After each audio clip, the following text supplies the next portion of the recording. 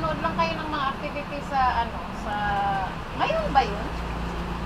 Di ba kagabi yun, nandito lang ang bigas ko. Oo nga. Oh, you just go and check out my... Teka lang, magtanong nga ako sa... Tanong ako dun sa book sa my love. Akin din yung bigas Tagalog. Ha? Akin. Do you understand Tagalog? No? No. You know, you're gonna be the kid that gets beats up with that virtual thingy thing. They're gonna think you're At konti lang ang ginaan. ano, do you understand a little bit of Tagalog? A little bit. Like what? I don't know. Salamat. Salamat.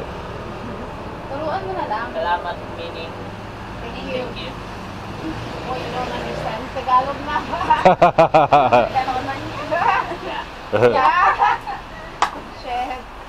And then, let's put them all in here. Bala na. Wala na.